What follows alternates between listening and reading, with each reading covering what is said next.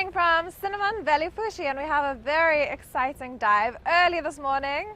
We're going early to beat the other boat traffic. So yeah, where are we heading? Good morning from Velifushi. Today we're going to take you to Wreck.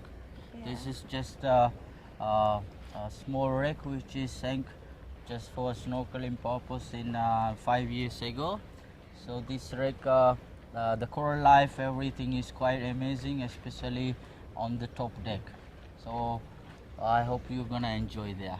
Wow, yeah, so we're going to be exploring a shipwreck. There's quite a lot of wind coming in, but hopefully we'll be okay. It's not too bad. The surface conditions look good. So we're heading out on our speedboat over here, and let's go freediving. Thank you. Thanks. Yeah.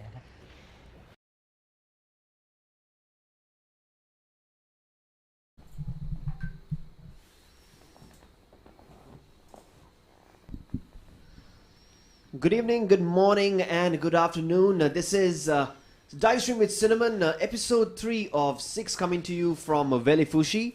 On the ground is Beth Neale and Miles Cloutier. They are going to be taking on a fantastic dive site. Getting footage live coming in.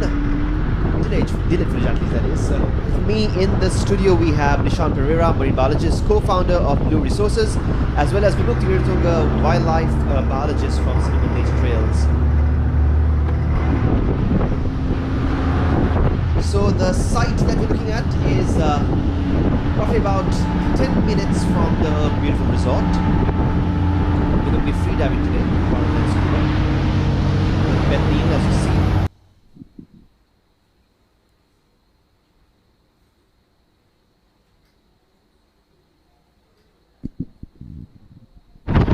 see. Sean, Vimukti, how's it going? What are you guys looking forward to today? Well, let's see whether it's different from what we have seen in the last episode. I think we might see different life forms. I don't think it's a deep wreck, and hopefully more reef fishes, maybe a little bit of corals here and there. No, Nisha? Yeah, of course. Wrecks are always interesting for divers, whether you're free diving or scuba diving. Exactly. So we've looked at a couple of reefs. Always nice to explore wrecks. For me, coming from Sri Lanka, where we have quite a lot of wrecks that we dive on, it's always nice to see wrecks in other parts of the world. So this one's probably going to be fun. As we can see some of the drone footage, it's kind of sticking out of the water. That's right, which means half of the boat is it's kind of an interesting location actually.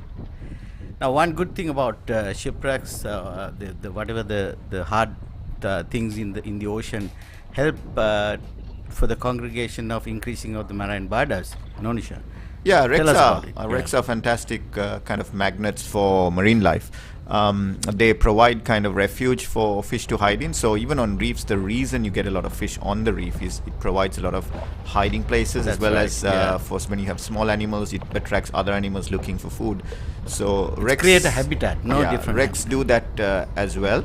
And sometimes wrecks can congregate marine life a lot more because they have what we call high vertical relief. They're quite kind of upright or create more structures than a reef. That's right. They're smaller, of course, don't have the same scale as a reef, but they're really good at concentrating marine life into a small area. So, which is why divers love diving on them, even when they're not wreck fanatics. Some people are very, very into diving on shipwrecks, the history of it, and seeing how these learning about the stories of the wrecks. Yes. But even for regular divers, it's fun with the fish. Before we get diving in with the shipwreck, and it's very exciting also to just go through these wrecks and rooms and things like that. Some of the artifacts, historical artifacts might be there. That's the interesting part of shipwreck diving. Yeah, always nice to explore especially on the bigger wrecks. We are in the Keodu shipwreck. We've been shipwrecked. We're stranded. Ship. So what a very cool shipwreck. It was put here for the purpose of snorkeling, and you can see why. Lots of fun. And what's so amazing about shipwrecks and structures that you put down in the ocean is that they form artificial reefs. So what that does is slowly over time, things start moving in, coming in, corals, sponges, all sorts of marine life starts arriving. And here right now, it hasn't been that many years yet, So it's all the little fish. It's around 15 years, I believe, give or take. The wreck has moved between then. It's actually moved quite a few times. It's been moved by a monsoon, a storm, and then it was also taken from one place to another where it would be more protected, where it may rest in peace. So this is where it is now. The locals had moved it from its previous location that it washed into and put it at a place where it would remain. So the coral life should be, I mean, really going.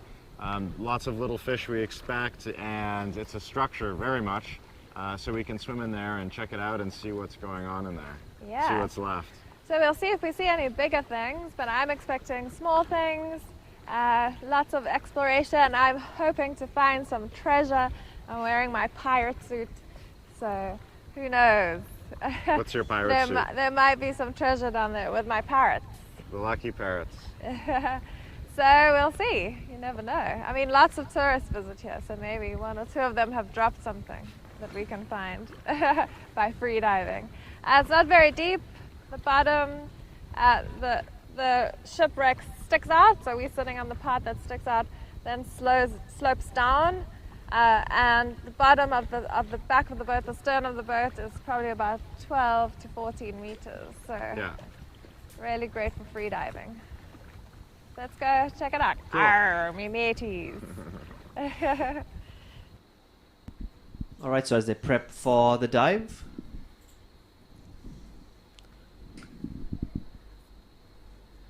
This is Divestream with Cinnamon. We are coming to you from a shipwreck just about 5.3 kilometers from Velifushi. Get in the water.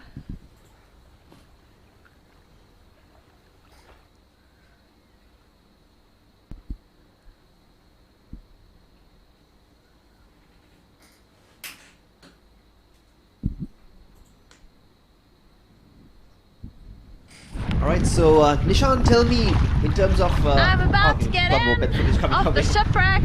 I've been dropped off here, so I feel like I have my own private shipwreck to explore. Miles is flying the drone. He's going to be getting in soon, and I can still see the squid. Just trying to figure out how to get in without scaring them away, because if I jump in, they'll go. So I've got to be stealthy, which is very difficult from a height with a weight belt, mask, snorkel and fins.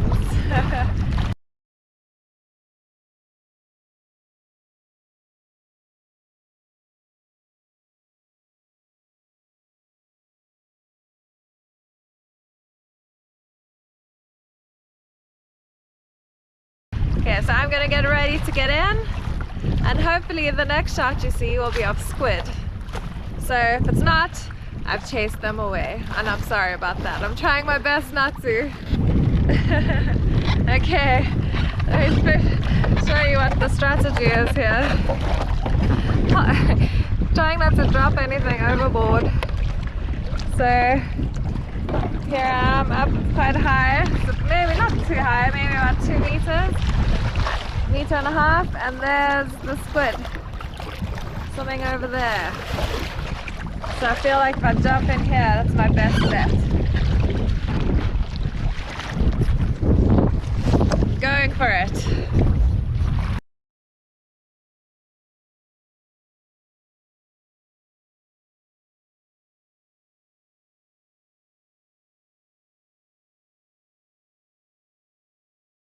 I'm gonna get ready to get in, and hopefully the next shot you see will be of squid. So if it's not, I've chased them away, and I'm sorry about that. I'm trying my best not to. Okay, let me show you what the strategy is here. Trying not to drop anything overboard. So here I am, up quite high, so maybe not too high, maybe about 2 meters, meter and a half, and there's the squid swimming over there. So I feel like if I jump in here, that's my best bet. Going for it.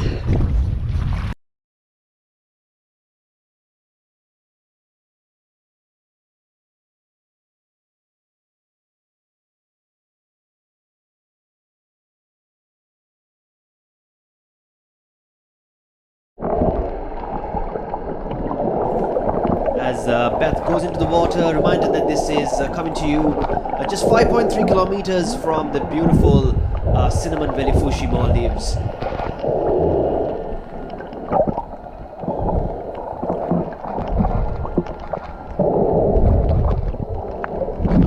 So we are scuba diving, rather than we are free diving rather than scuba diving. Sorry, my bad. Yes, we're free diving. And she's still in the on sort of but I can top see part the of the egg ocean. from when I jumped in. Look at this.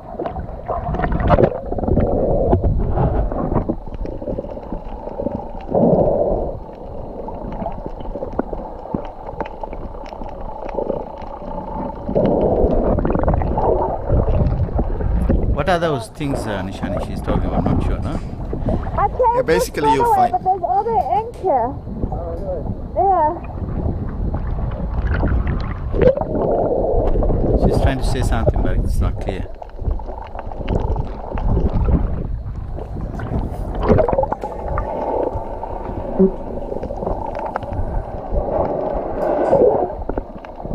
I think Beth is quite fascinated with all the stuff in the water column today. Just floating around. Wow, I must have really given them a fright. terrible entry into the water. But I tried my best. Maybe they'll come back. Have to keep looking. So she was looking for the squid earlier. Yeah. But I think she's scared them away as she jumped into the water. A lot of the squid are quite skittish, so they do tend to kind of swim away Vanish, when you have, vanish from jumped the in radar, water. But sometimes they return, so hopefully we'll get a chance to see it.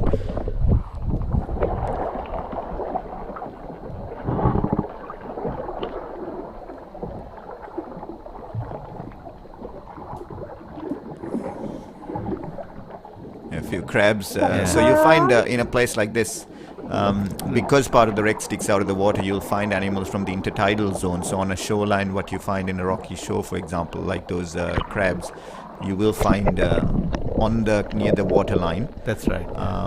So these animals that usually live between the high tide and the low tide zone. And wherever there is a hard surface, they just tend to, find it, make it as their home, no? Hard substrate is very important Yeah. in marine ecosystems. So that basically provides shelter and also provides a substrate for corals and other organisms to grow on, which I think Beth was explaining earlier. You can see some corals are already established. She said they were talking about that this wreck is not that old. Yeah, I think but it's been still, there for 5 years, so it takes a bit of time. Also, depending on the type of structure, what it's made out of, whether it's wood or fiberglass or metal, as well as a lot of these wrecks sometimes have various chemicals painted on the hull to prevent things attaching on them, or anti-fouling agents. So depends whether a wreck is intentionally sunk, in which case they tend to clean that off. That's right. But you can have a little bit of that residual on that, which prevents corals from growing. But it takes a bit of time, and over time corals grow. And what you find is once things start growing, it starts growing quite fast. So you might have 3, 4, 5 years where you don't have anything attaching onto it, and then suddenly you will find a bloom of the ecosystem.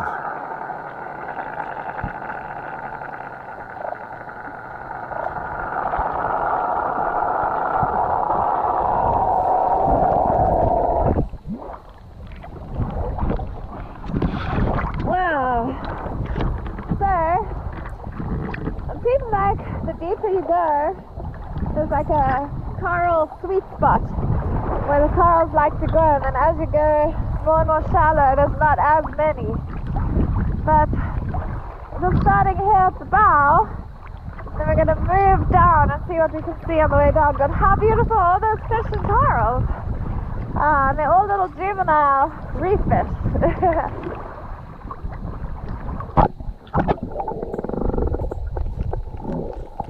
Yeah, I think what Beth was mentioning earlier about having a lot of small fish, which is very common when you have these small corals on it.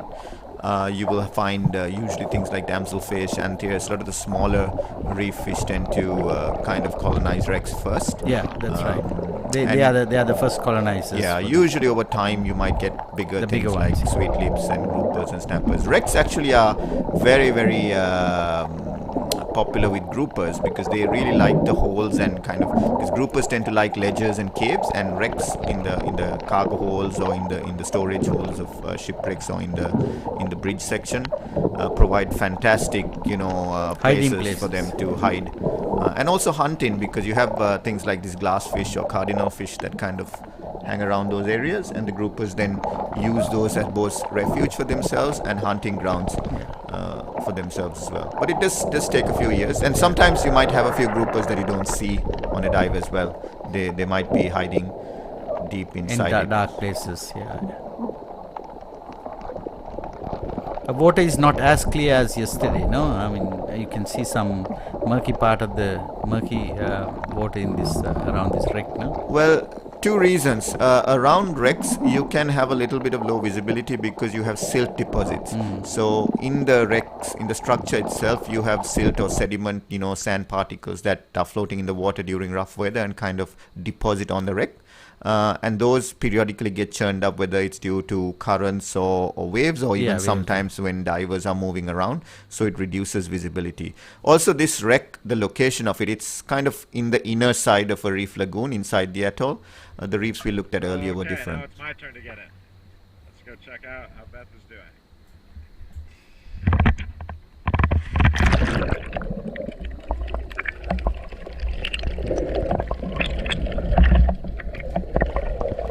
So I was mentioning earlier, the location matters. So if you're in kind of these inner reef lagoons, you can see a sandy bottom here. That's right. Where I think this wreck has been intentionally sunk as a dive attraction. So in a place like this, you don't have the same level of water movement, and it's shallow water, so it's a little bit more murky. Whereas if you're on a reef on the outer side of an atoll or on the edge of the atoll like we had the other 2 days, Much deeper then, place. yes, you're definitely influenced by the open ocean waters, which is much clearer. Yeah. But as you go down, it's a little bit clearer. No, now There's less wave action and less And the wind-driven bottom, wave yeah. action, so the water is more still, so there's less sediment being disturbed. This is Divestream with Cinnamon, episode 3 of 6 coming to you just off Velifushi, Cinnamon Velifushi Maldives, much rather. Beautiful sightings as far from a shipwreck that we're looking at today. We'll give Beth and Miles a couple of minutes to kind of recoup and get the footage together. We'll take a quick commercial break. We'll be right back. In the meantime, if you have any questions, please feel free to drop them in on the comment section on Facebook, on YouTube. We'll be happy to take them on, as we have two fantastic experts in-house who will give you further insights. So a quick commercial break, and we'll be back right after these.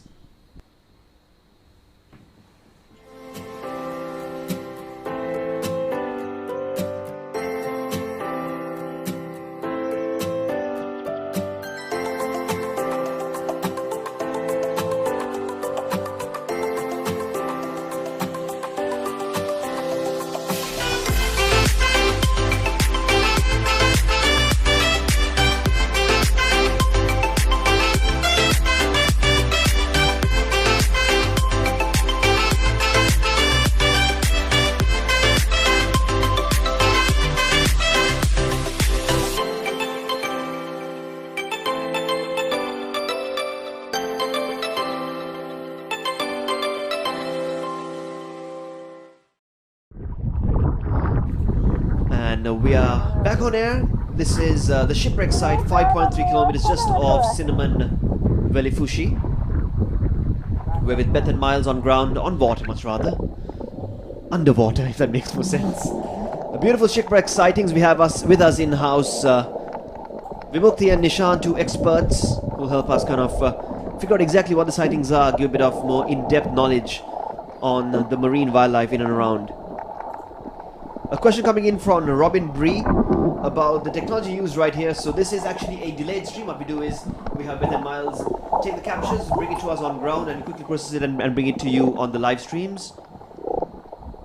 So I would say about 1.5 hours to 2 hours delay between the shooting time and the broadcast time, essentially. Nishan, in terms of the difficulty of dive sites, in terms of shipwrecks, what do you reckon this particular one? Well, this particular one is quite an easy site. I think the resort's actually using this for probably beginner divers. I think they mentioned that even the snorkelers go there.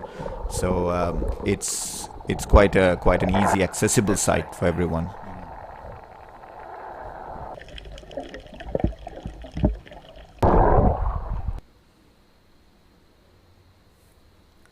So pretty. See all these little fish.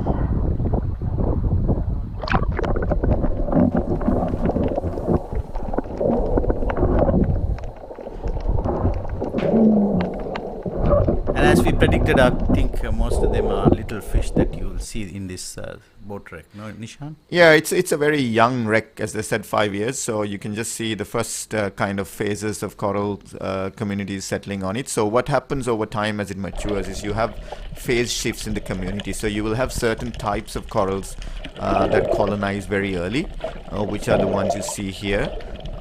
Usually what we refer to as digitate corals, which are like branching corals but kind of knobby. They belong to the genus Poecilopora and also Acropora. So those corals tend to colonize wrecks first, and then over time you will have other things. And if you go deeper, usually you'll have things like soft corals, black corals, sea fans. Those tend to grow very well on wrecks as well. And the fish life also will mature over time. The diversity will increase, and then of course the small fish will start attracting predators. So just like a reef, it matures. It's an ecosystem. Yeah. It's an artificial ecosystem, but Reef natural food things. web. Reef food Yes, web. No? it has to be established, so it takes a bit of time. But usually, in about 20 years' time, you will see a wreck looking really, really interesting with a much higher diversity of species as well as numbers. So anthers like this in clusters are very common around these structures as well. Yeah, especially in the shallow structures.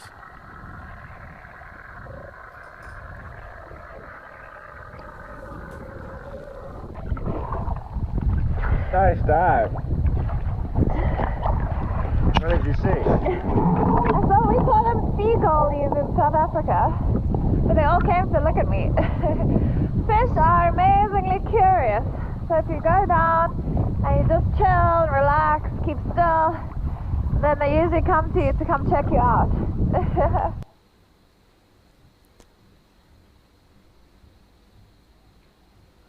You can see there how the wreck is actually located inside the reef lagoon, and it's actually kind of surrounded by parts of the reef. So I'm going to go for a dive along the length of the wreck. See how far it is, see what I can see. And Nishan, does that location help with the marine life kind of forming around the shipwreck? A lot depends on currents and depth, and also where your larval sources are. So for a lot of these animals, they have planktonic larval stages, so they drift in the ocean currents.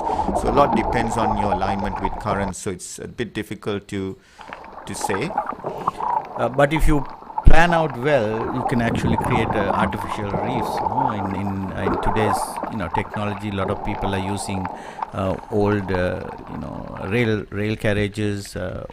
Some ships are intentionally sort of sink of course, to build the reefs. No, this I think has also been intentionally sunk by the resort. So they're sunk for both as fish aggregation sites or as artificial reefs.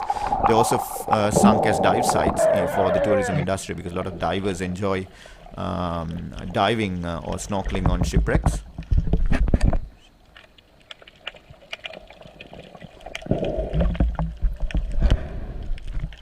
So I think that's the bottom part of the section. part of the boat. No, they mentioned it's about 12 to 14 meters. Yeah. But it's not bad. Visibility is not that bad in looking at the depth, no, Nishan? It is Maldives after all, where it is Maldives. Yeah. it's well known for good visibility. It can get low in some places at certain tides and currents, but usually in the Maldives you have very nice diving conditions, of course.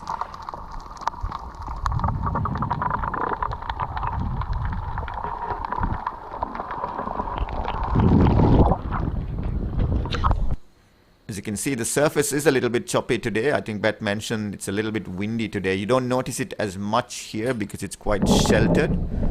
Wow, just on a very cool part of the wreck. let me show you what it is. It's very strange to see it here.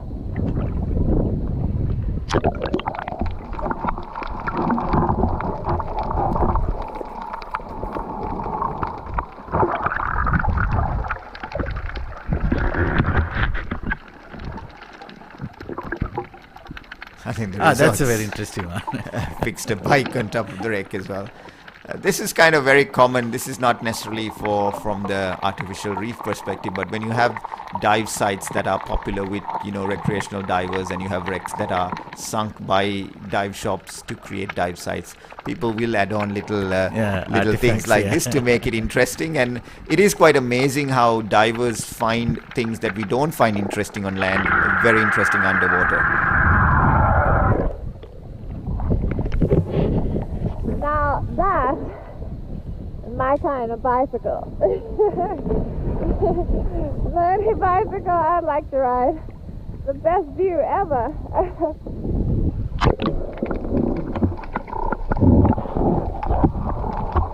I think divers have this habit of being fascinated by everyday things when we see it underwater. Myself included, I have been guilty of that. There are these iconic things. There is a famous dive site in the Philippines where they have an old jeep that's sunk, and everyone likes to go and sit inside it and take a picture. I remember diving back in Sri Lanka at one point where we found a telephone on a shipwreck. So everyone went and pretended to take a phone call from the telephone. So people are very fascinated. When you are a diver, you understand this, that things that we won't even bother looking at on land. And basically you are looking at rusted old things, but it's quite fascinating when they're in this kind of alien environment and surrounded by marine life and fish swimming through it. It's really interesting, which is why people will add on things like this to a wreck, because obviously this is very popular with divers and snorkelers from the Velifushi resort. Probably a dive site that they visit very often. You can see like the loads of little fish just swimming around this bicycle, around the bicycle. Yeah, for them it's basically structure. Yeah. The thing with the ocean is, if you, for example, you might find, let's say, a branch of a tree floating in the open ocean, and if you actually just jump in the water and snorkel around it, you will find lots of small fish hanging out under it. Sometimes when you have a boat that's kind of drifting at sea, or if you anchor your boat in deep water, you will find fish just aggregating around your boat, because animals are looking for shelter. There's a question coming in. I'm not too sure if we could answer this, and we have the questions for it. The answer for it, much rather. But are there any regulations that you reckon would be in place for basically? Got some footage from Beth, I believe.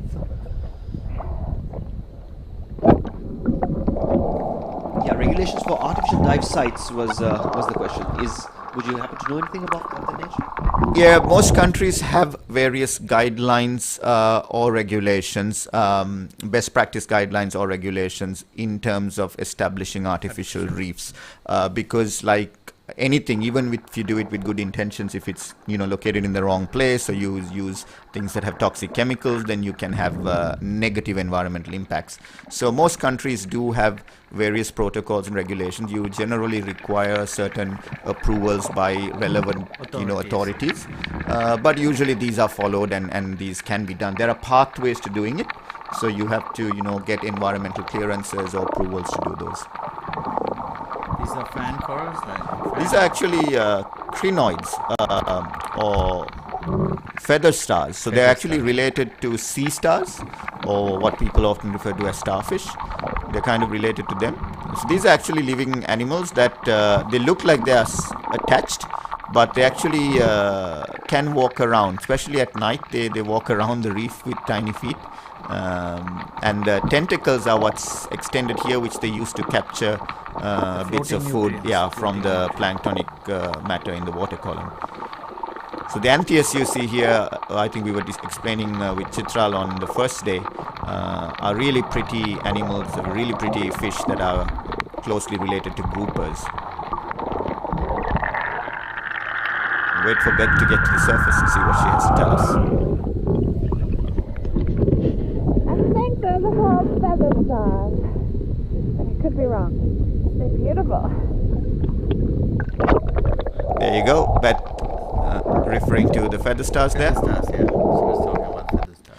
So feather stars you'll always find in prominent places where you have a little bit of exposure to currents, because they're feeding on planktonic animals that are drifting past. Nutrients, They tend to basically walk around the reef and climb up onto structures where they can, stay in the current and basically feed. So they move around to the best places, which is why wrecks are really nice, because wrecks tend to provide what we, in technical terms, say vertical relief. So the height of the structure in that basically allows for the water that's pushing with the current to hit it, and you cause what is called upwelling. So when the water column hits it and goes up. So it brings all the plankton in the water up towards the surface. So that's why you have all these plankton feeders, whether it's feather stars or even the antheus. They will hang out on the top sections. When the plankton comes up, sweeps up along with the current, they will feed on that.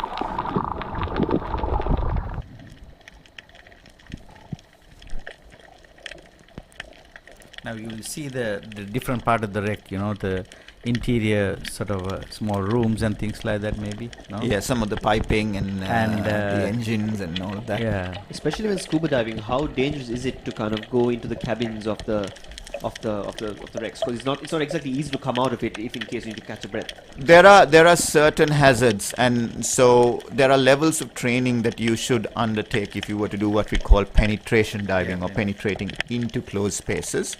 For a basic recreational diver with an open water certification, we don't advise them to go inside wrecks. Only But the there advanced divers. But also there are specialized specialty courses, and then of course there is more advanced diving called technical diving, where you train to penetrate deep into wrecks and you lay reels and set up exit pathways. So like anything, there's the very basic and the complicated. But if you are a very beginner diver, yes, you should observe the wreck from outside. There's plenty to see. It's fantastic experience, but certainly not penetrating into it. Yeah, makes sense. And I think this works well for Beth, because she's, after all, the South African free dive champion. She has a breath hold of 6 minutes, which is rather fascinating. Yeah, I think a maximum depth of 14 meters here is not a problem for a professional free diver. Or a scuba diver for that matter. But so what's nice about this wreck is, it's shallow enough that anyone can actually enjoy it, even if you're a beginner diver. Again, as a beginner, you may not be penetrating into it, but you can certainly swim and explore every part of the wreck outside. 14 meters is well within the depth limits of even the first level of certification. And also because it comes so shallow, even a snorkeler can enjoy parts of the wreck and see some of the marine life and get a first-hand experience of wreck diving just by snorkeling on a beginner try dive. You saw a sea anemone fish, sea anemone also. Yeah, so the Maldives anemone fish that we saw in the earlier one, like I mentioned, that they probably the most common anemone fish in the Maldives, aptly named the Maldives anemone fish. These are very common around the Maldives, and these ones are quite interesting. So you have different types of sea anemones. You have what we call carpet anemones and bubble anemones. So this species of anemone fish is only found with this one species of sea anemone, the giant sea anemone. Oh, she has gone inside the wreck now. There you go. There we go. As you can see, Dark a complete and different mysterious, environment. Well, looks like she's trying to go through it, but she That's could right. not, and now coming back out the same way that she kind of entered it through it.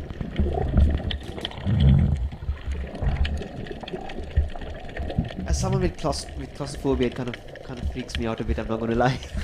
There are some people do have, But it's part of the fun issues of with the that. shipwreck. I've definitely dived with people who are not comfortable going through that, but for many it's fantastic experience.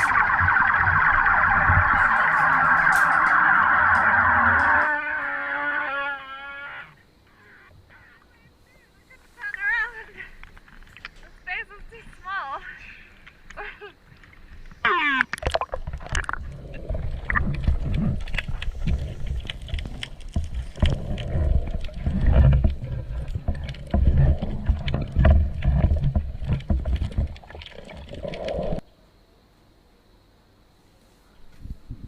This is Divestream Maldives by Cinnamon coming to you just off our beautiful resort, Cinnamon Velifushi Maldives. We're about 5.3 kilometers from the resort. So not too far from the dive, so about 10-minute boat transfer to the dive site. And if you are in the resort, well, this is definitely a site you should take on. The dive center in-house will assist you with anything and everything you need. We'll ensure you have an absolutely fantastic time with some beautiful sightings. We are with Beth and Miles, who are taking us through some of the iconic features of this beautiful shipwreck site that we're going to today. As you can see, Miles taking on he's a exploring bit of inside. exploration Yeah. inside. So this is the main bridge section of the wreck, which is where the captain would have been steering the ship from. And you go down into the lower cabins. Obviously, it's not a very large ship. It's more like a large boat, but it's still always interesting to kind of go through and explore. So there's enough room for him to swim around the wreck, I guess. Yeah, it's got enough to keep you interested. Yeah.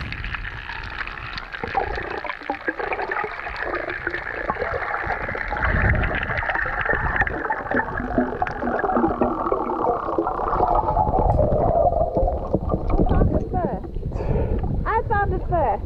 The way out?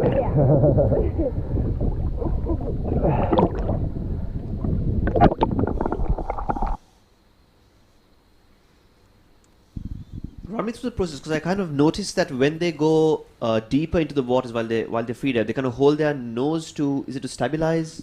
It's to equalize the pressure. Balance, yeah, the So balance the pressure. whether you Right. free dive or scuba dive, you have to do that as you go down, because the water pressure increases as you go deeper, so it kind of presses against your sinuses and on your eardrums. Right. So what you do is you kind of push back in a reverse way by pinching your nose and kind of blowing out, which pushes back against your body. You're basically equalizing the pressure inside your body, in your head cavities, in your sinus cavities and your ears to equal the water pressure. Right, that makes sense.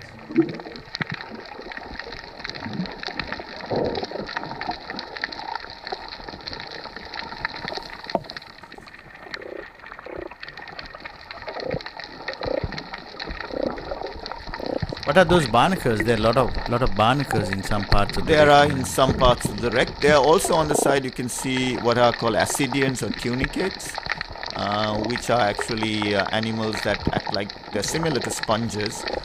They kind of pull in, siphon water through their bodies and kind of feed off the material. So sponges, ascidians, they actually play an important role in kind of removing certain nutrients out of the water.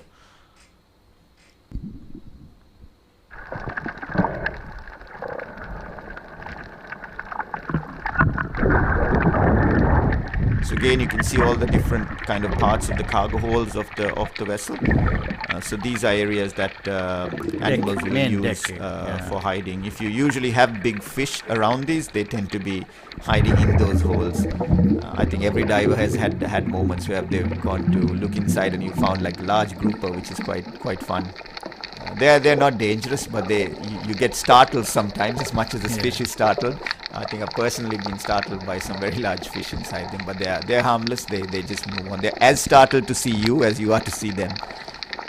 What are the chances of more iconic kind of marine wildlife, from sharks to manta rays to whatnot, taking on things like shipwrecks? They will come to them. Again, depends on the location. So a lot the depth, yeah. of these matter about where it is and what ocean currents are prevalent, and whether it's an outer part of the reef.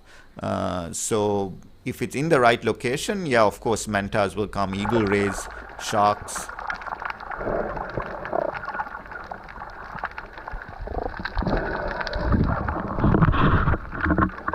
But I don't think this wreck we would see sharks and mantas. I think No, this this is more of a shelter shallow, in a site. sheltered location. You're less likely. So things like sharks, they tend to like places with a little bit more current. This one is quite a sheltered site, as we saw from the aerial drone footage. You can see it's surrounded by kind of a reef. The good part of that, of course, is it creates easy conditions to dive. You probably don't have strong currents here. So it's a nice place for beginner divers to explore without having to have challenging currents. This is episode 3 of 6 from Divestream Maldives by Cinnamon. Coming to you live today from Velifushi, about 5.3 kilometers, the current shipwreck site of the beautiful resort. We're with Beth and Miles, who are taking on the beautiful site. And in-house here, commentating with us to help us, get us more knowledge on what we see, Nishan and Vimukti. Let's take a quick break, and we'll be right back. And in the meantime, if you have any questions, please feel to drop them in on the Facebook live chat as well as on YouTube live. We'd be happy to take on the questions and provide you with the most comprehensive answers. And I believe I have two gentlemen that will do exactly that. We'll be right back after these.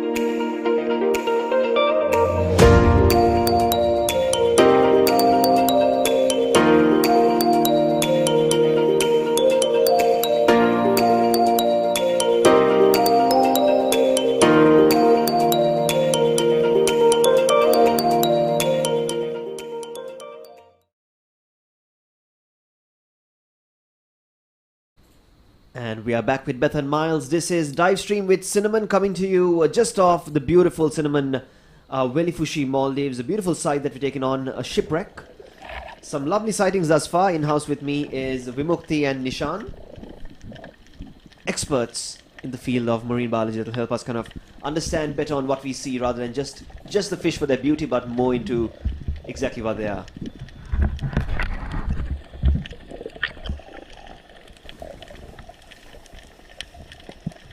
A question coming in, Nishan and Vimukti, it's how does the feather star reproduce?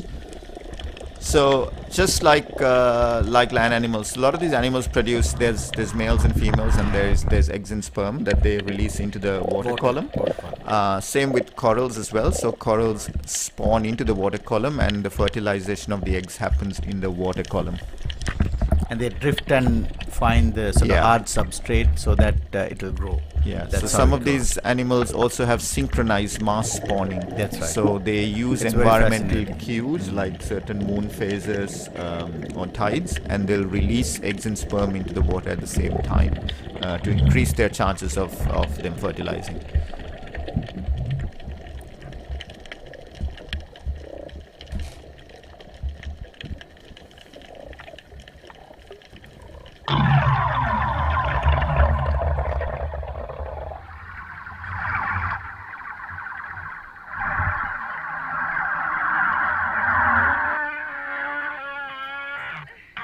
I went through and I couldn't turn around.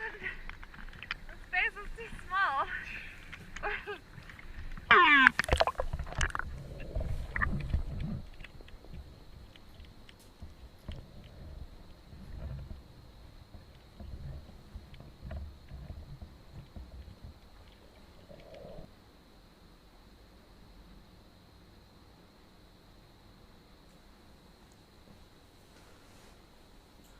So one thing that's nice about this wreck, and often when you have wrecks in situations like this, is that it's lying on a sandy bottom, which means it's not surrounded by areas with hard substrate or reef right adjacent to it. So then it's actually more attractive for animals to come to it. When you find wrecks sitting kind of in open areas or sandy bottoms, you tend to have more marine life. So if you have a wreck basically sitting right on the edge of reef or on a reef, it's less effective because the fish already have habitat to live in, so they're not really going into the wreck. So this is again one of these things when you're looking at how you do artificial reef development, location of sites where you want to put it. It's more effective and more beneficial to put it in kind of sandy areas, open ocean, no, rather than the rocky areas. In Maldives, of course, you will always be somewhat close to a reef because there's a lot of reefs, and the very sandy areas are in very deep water. But in some places where you have kind of large, flat, sandy areas, that's the perfect place because basically it's acting as an oasis. If you look out from the wreck there, you can see that it's kind of sand and rubble, which is not ideal habitat for marine life. So as soon as you have this located in the sand, it's kind of a magnet and oasis for marine life.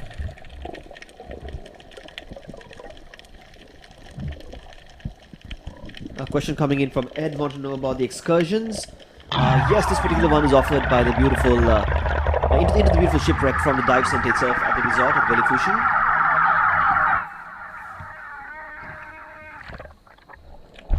Catching a quick breath there.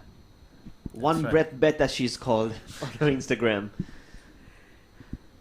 So there you see, as I mentioned, you can see all the white sandy bottom. There are a few like small patches of rock and rubble, but it's not like a major reef formation. That's a shallow part of the ocean. I think they placed this one in the little bit of deeper sort of area, no, or lagoon area.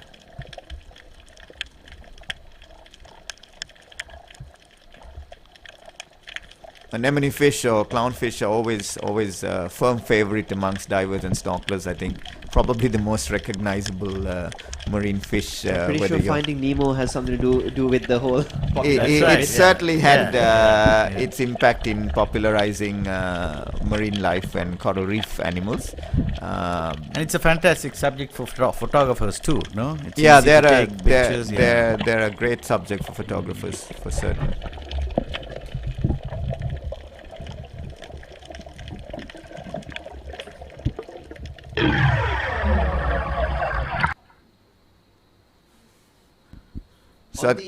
Sorry, go ahead. No, I said I was coming to an interesting point that you mentioned about Finding Nemo. So as a biologist, I think it's important to say this because it had a really big impact in making people more aware of marine life and all of that, and coral reefs particularly.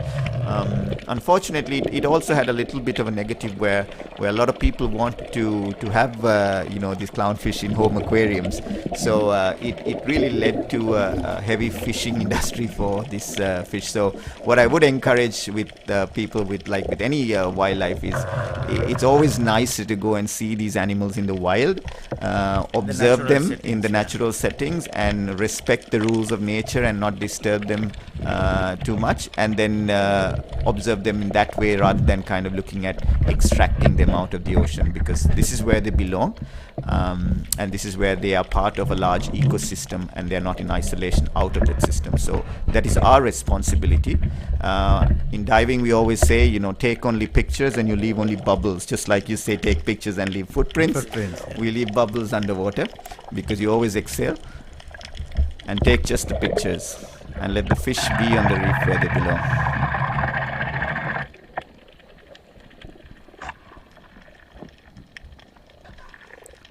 It's always nice watching divers descend, whether you're a scuba diver or a free diver.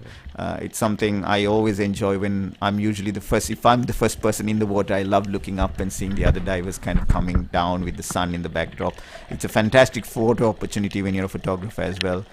Trying to get kind of the sun. You get what is called a sunburst or sunball because the sun kind of appears as one round thing and you can look directly at the sun, unlike when you're on land. It's a great backdrop to photograph. There's some table corals, no? Yes. These are table corals. So it's a very small ones, fairly new. These can grow much larger over time. Definitely it looks like a table. That's why it gets its name. Yeah, so they're flat structures resembling tables. I mean, a lot of the marine life, we've named them in very simple descriptive terms. Many of them we've named after land animals that we know. So you have parrotfish, butterfly fish, damselfish, brain corals, rabbit fish. Right. So because of course humans are land animals. Butterfly fish. So we relate to things we are familiar with. So we've just named things when they resemble something we are familiar with on land. On a point you raised about the lionfish, I'm trying to find, there was a question after the stream actually ended. Someone wanted to know about something particular about the lionfish. I'm trying to actually go through the comments to kind of find it. When I do, I'll definitely ping you on it. You might see some parrotfish in this wreck. We have not seen though. What's that? Is that one? No. It's a wrasse. Yeah. So this is it's a moon wrasse. So a very common one in shallow waters. So wrasses are actually one of the most dominant fish groups on reefs in tropical reefs. There's a parrotfish. That's a parrotfish. That's right there. Yeah. Well, actually, that one is. So you get surgeonfish and lots of animals that you find in the shallow. So the reason you get a lot of things like surgeonfish, rabbitfish, parrotfish in the shallow waters is that they are herbivores. They feed on algae. So obviously you have a lot more algae growing in the shallow water where you have a lot more sunlight, because algae being plants, they need to photosynthesize. They use sunlight to make food and to grow. So basically these herbivores, the animals that feed on plants, the algae eaters are found obviously more commonly in the shallower waters where they're grazing on these. And one thing important to remember with coral reefs is, as a biologist, you know that there are actually more algae reefs. There's a huge amount of algae on coral reefs or tropical environments in the shallow waters. We just don't see it because of what we call the high cropping rate. So animals are cropping the algae, they're eating it all the time. So there's a lot of grazing. So that's why you don't see it. But in areas where there's been overfishing and the fish have been removed, you can see the algae kind of take over the reef. So actually, if you overfish an area, you can actually destroy the reef, because just by removing those herbivores that eat the algae basically starts growing out of control and smothering the corals. So they've actually done scientific experiments where they've caged off areas that the fish can't feed in, and immediately the corals start dying in that area and the algae takes over. So there is this intricate balance in the ecosystem. So what we don't see here is a lot of algae. That's because all these herbivores, there are healthy fish populations in the Maldives. They are managing they are basically managing the algae and eating it. So the question that I was actually looking for came in from the stream that we did last time around from, I believe was it Don Valley? Yes, it was at Don Valley. Yeah. It was about the lionfish, and the question was, are they a native species there? And because in other areas where this particular person has snorkeled, they've gotten removed. Yes, they are native. In the Indian and Pacific Oceans, they are native. It's normal to find them, and they are very much a part of the ecosystem. There is no problem with them. They have been introduced to the Caribbean and Atlantic Sea. Now there it has become a very big problem because the native fish are not used to having these animals. So these guys are basically predators that are eating the native. Yeah, they're invasive, and they're out competing the native fish. So they're eating up all the juveniles of the species that are native to that area. So there it's a problem. In fact, they have active campaigns to try and remove them, and contest to spearfish the lionfish. So you're actively removing them because they are a problem. They're not supposed to be there. But in the Maldives, in the entire Indian Ocean and the Pacific Ocean, they are native and they're supposed to be there. So that is why when you bring a sort of foreign biological, species to an area, this is happening. This is happening even in the land animals. So that is why the invasive species is a big concern, both in land and marine environments.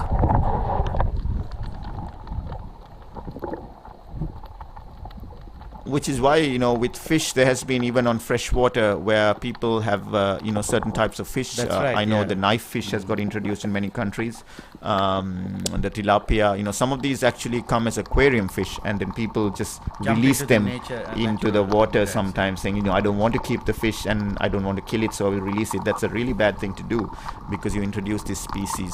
So you have, these non-native animals around the world, freshwater fish, land animals, and also marine fish. So there is it's not proven, but there is a belief that some of the lionfish got out into Florida during Hurricane Andrew, when a lot of the aquarium dealerships in around Miami were affected. Wow, that's amazing behavior. Does look like they're laying their eggs, but I'll let the experts confirm that. Very cool.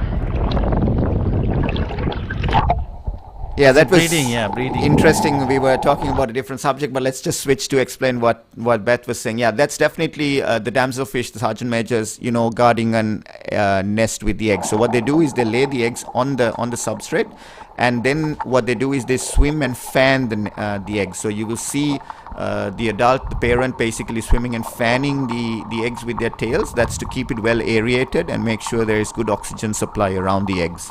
So they don't just lay it and they'll That's guard very it from interesting predators, behavior, yeah. but they'll also fan the eggs with their tails just to make sure there's good water circulation around it.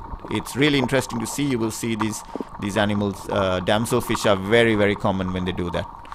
Is that both parents are doing it, Nisha? Yeah, Or- males and females will both guard eggs. It looks like a mating ritual for a normal person, but it's actually a guarding of its nest, I guess.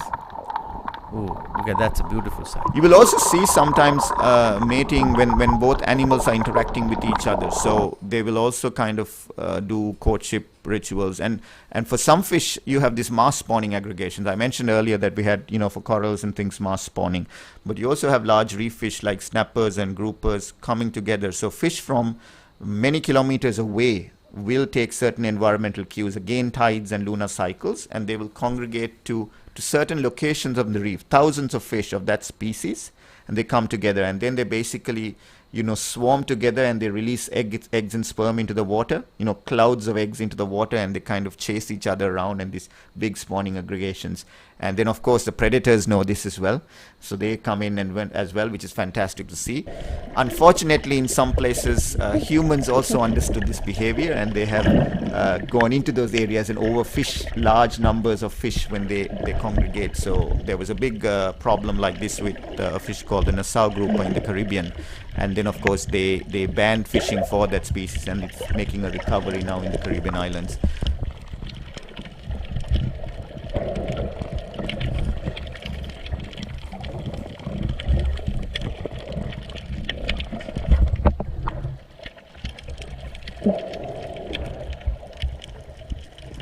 This wreck's actually got pretty good coral growth for just 5 years.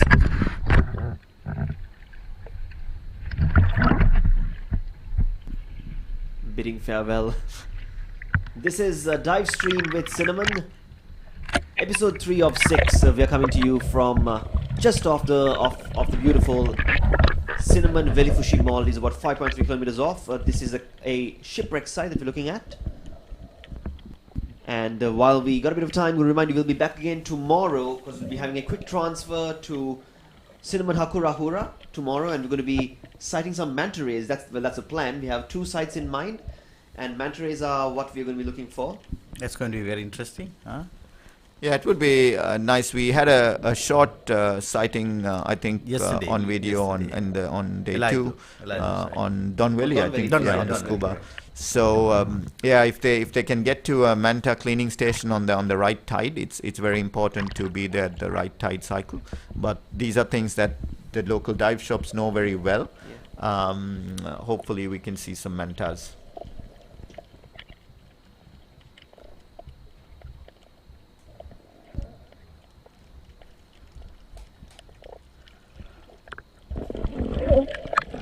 I think the guys are done for the day today, Done for the almost. day, yeah. Taking a few last looks at the area. Yeah, this is really a nice site, nice introduction for wreck diving.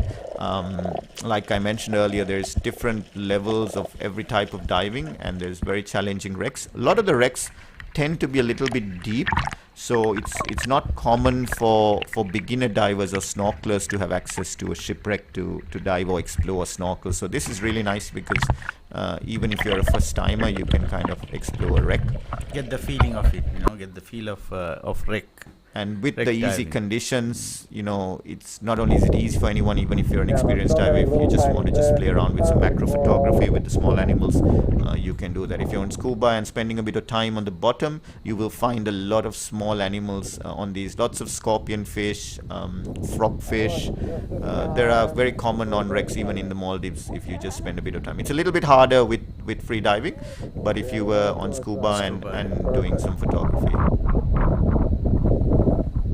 This has been episode 3 of 6 of Divestream with Cinnamon.